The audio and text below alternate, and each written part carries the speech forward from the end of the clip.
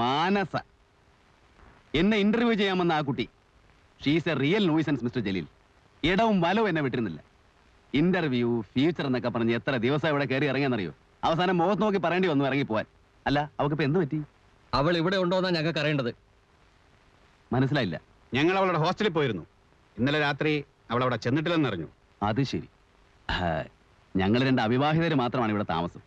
വക്കീലിനാണെങ്കിൽ കേസും കക്ഷികളും ഒന്നല്ലാതെ വേറെ ഒരു വിചാരവും ഇല്ല. പിന്നെ ഞാൻ ആ അവാർഡ് ദാന ചടങ്ങ് കഴിഞ്ഞാൽ നമ്മൾ നമ്മുടെ പഴയ സ്ഥലത്തേക്ക് തിരിച്ചു പോകാനിരിക്കുക. മാത്രമല്ല, ഈ കാര്യത്തിൽ ഞാൻ വളരെ ഡീസന്റ്. എന്താ പ്രശ്നം? പ്രശ്നം ഞങ്ങൾ അവളോട് നേരിട്ട് പറഞ്ഞോളാം. ഓ ശരി ശരി. അവൾ ഇവിടെ വരാൻ സാധ്യതയില്ല. വരികയാണെങ്കിൽ ഞാൻ അറിയിക്കാം. മറ്റേ ആ ഷോറൂമിന്റെ നമ്പർ വിളിച്ചാൽ മതിയല്ലോ. പിന്നെ രാവിലെ പത്രത്തിലൊരു ന്യൂസ് വായിച്ചു. എന്തോ നടന്ന ഒരു സംഭവം ഇത്രയും നാൾ കഴിഞ്ഞ് കുത്തിപ്പോക്കാൻ ആ പത്രക്കാർക്ക് നിങ്ങളോട് വല്ല വിരോധമുണ്ടോ? I'm sorry.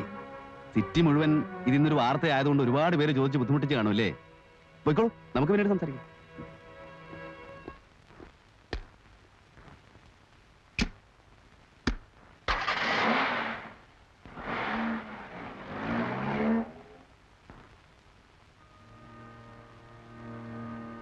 എന്തു പറഞ്ഞു? എന്തു പറയാൻ? വല്ലാത്തൊരു അപകടത്തിലാണ് നിങ്ങൾ ചെന്ന് ചാടിയിരിക്കുന്നത്. അവരങ്ങനെ വിട്ടുപോകുന്ന കൂട്ടരൊന്നുമല്ല. വക്കീലൊന്ന് പേടിക്കാതിരിക്കും. മാനസ സത്യത്തിൽ ഇന്നാണ് ഒരു ജേർണലിസ്റ്റ് ആയത്. കുറെ കാര്യങ്ങളെങ്കിലും ജനങ്ങളെ അറിയിക്കാൻ സാധിച്ചല്ലോ.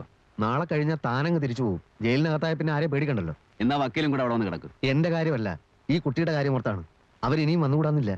നാളത്തെ അവാർഡ് ഫംഗ്ഷൻ കഴിഞ്ഞാ ഞാൻ നാട്ടിലേക്ക് പോയിക്കോളാം. അതുവരെ എവിടെ പോയി താമസിക്കും? ഞാനത് ആലോചിച്ചു. അനാഥ മന്ദിരത്തിലെ സൂപ്രണ്ടിനോട് പറഞ്ഞ് 1-2 ദിവസം അവിടെ താമസിക്കാം. കൊള്ളാം. അത് തന്നെയാണ് പറ്റിയ സ്ഥലം. അപ്പൊ പിന്നെ ഞാൻ പെട്ടെന്നൊന്ന് റെഡി ആവട്ടെ. പോകുന്ന വഴിക്ക് കോർട്ടിൽ ഇറങ്ങാലോ.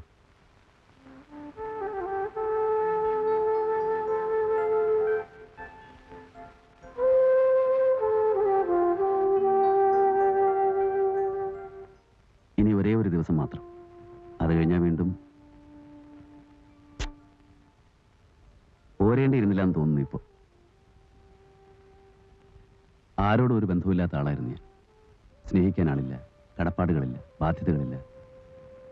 ഇപ്പോ ഈ 28 ദിവസം കൊണ്ട് ആരൊക്കെ ഉണ്ടായതുപോലെ. വക്കീല്, മാനസ. ആലോചിക്കുമ്പോൾ വെറുതെ മനസ്സിനൊരു വിഷമം. തിരിച്ചു പോകുന്നതിന് മുമ്പ് മനസ്സിനെ അലട്ടിക്കൊണ്ടിരിക്കുന്ന ചില കാര്യങ്ങൾക്ക് കൂടി ഉത്തരം കണ്ടെത്താനുണ്ട്.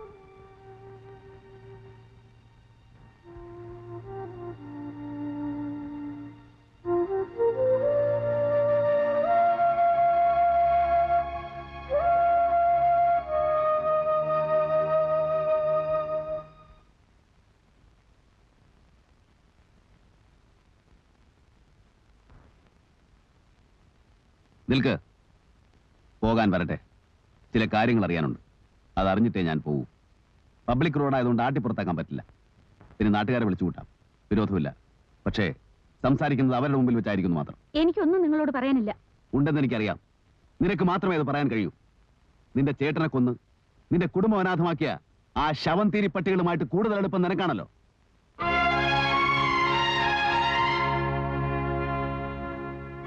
ഒഴിഞ്ഞു മാറാൻ ഇനി ഞാൻ സമ്മതിക്കില്ല. ജനങ്ങളെയും സർക്കാരിനെയും ഒരുപോലെ വഞ്ചിക്കുന്ന ആ കള്ളപ്പണക്കാരുമായിട്ട് നിനക്കെന്താണ് ബന്ധം? മയക്കുമരുന്ന് കച്ചവടം മുതൽ പെൺവാടിപ്പം വരെ നടക്കുന്ന അവരുടെ ഗസ്റ്റ് ഹൗസുകളിൽ നിനക്കെന്താണ് ജോലി? Are you a prostitute or their pimp? Janu എന്നോട് പറഞ്ഞിട്ടുണ്ട്, അവന്റെ ദുഃഖങ്ങൾ അറിയാവുന്ന ഏക വ്യക്തി നീയാണെന്ന്.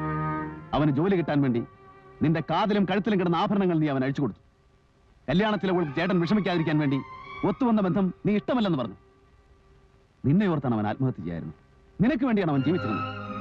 ആ നീയാണോ ഇന്ന് അവനെ കൊന്ന കഴുകന്മാർക്ക് വേണ്ടി കാവലിരിക്കുന്നത്?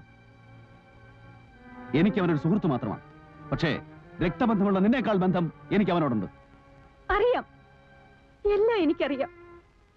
മരണത്തിൽ നിന്ന് എന്റെ ചേട്ടനെ രക്ഷപ്പെടുത്തിയത് നിങ്ങളാണെന്ന് എനിക്കറിയാം. ചെയ്യാത്ത കൊലപാതകം സ്വയം ഏറ്റെടുത്ത് ചേട്ടന് വേണ്ടി ജയിൽ ശിക്ഷ അനുഭവിക്കുന്ന ആളാണെന്നും എനിക്കറിയാം. എന്നോട് മാത്രം ചേട്ടൻ എല്ലാം തുറന്നു പറയുമായിരുന്നു. പക്ഷേ നിങ്ങൾ രക്ഷിച്ച എന്റെ ചേട്ടനെ ഞങ്ങൾക്ക് രക്ഷിക്കാൻ കഴിഞ്ഞില്ല. നിങ്ങളിവിടെ ആദ്യം വന്നപ്പോ തന്നെ ആരാണെന്ന് എനിക്ക് മനസ്സിലാവാഞ്ഞിട്ടല്ല, നിങ്ങളെ നേരിടാൻ കഴിയാതെയാണ് ഞാൻ വാതിൽ കൊട്ടി അടച്ചത്. നിയന്ത്രിക്കാൻ കഴിയാത്തത് കൊണ്ടാണ് നിങ്ങളിൽ നിന്ന് ഞാൻ ഒഴിഞ്ഞു മാറിയത്. എന്റെ അവസ്ഥ അതായിപ്പോയി. എന്റെ ചേട്ടനെ കൊന്നാണെന്ന് എനിക്കറിയാം. ആത്മഹത്യ ചെയ്യാനുള്ള ശ്രമത്തിൽ നിന്ന് രക്ഷപ്പെട്ടെത്തിയ അന്ന് തന്നെ ചേട്ടൻ എനിക്ക് വാക്ക് തന്നിരുന്നു, ഇനി അങ്ങനെ ഒരു അബദ്ധം കാണിക്കില്ലെന്ന്. ഞങ്ങളുടെ കൺമുമ്പിൽ വെച്ചാണ് അവരൊന്ന് ചേട്ടനെ വിളിച്ചിറക്കിക്കൊണ്ട് പോയത്.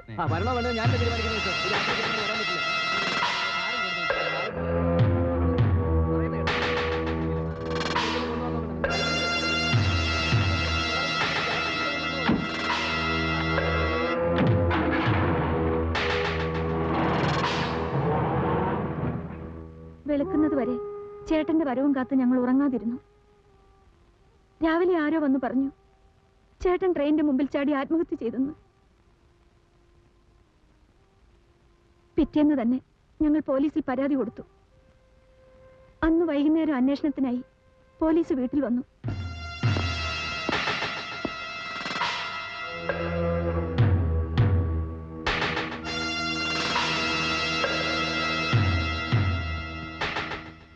നിങ്ങൾ രണ്ടുപേരും സ്റ്റേഷനിലേക്ക് വരണം.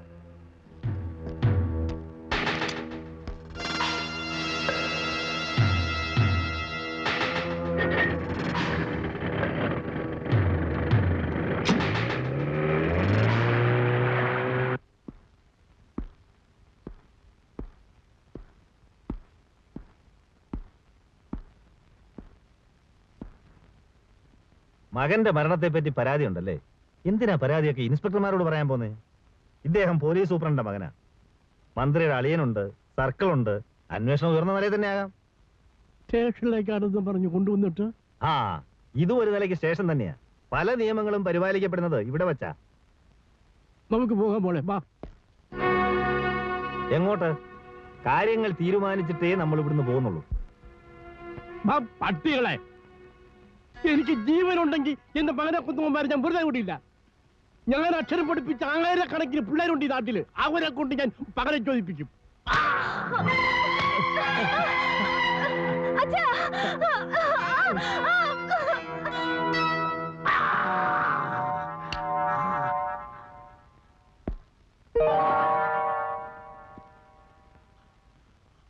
നിങ്ങളുടെ മകന്റെ മരണത്തിൽ നിങ്ങൾക്ക് പരാതിയില്ല, ഉണ്ടോ?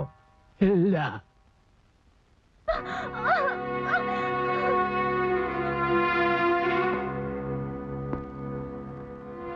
ഇന്നു മുതൽ ഞാൻ പറയുന്നതേ നീ കേൾക്കൂ.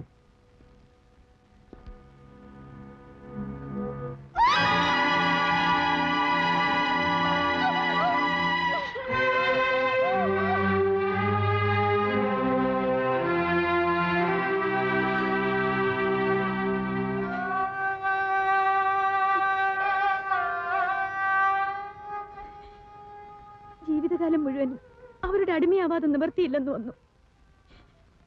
മരിക്കാൻ പേടിയുണ്ടായിട്ടല്ല. വയസ്സായ അച്ഛനും അമ്മയ്ക്കും ഞാനല്ലാതെ വേറെ ആരുമില്ലല്ലോ. കരയാതി, ആരും സഹായത്തിനില്ലെന്നോർത്ത് വിഷമിക്കരുത്. ജനുവിന്റെ സ്ഥാനത്ത് ഞാനുണ്ടാവും.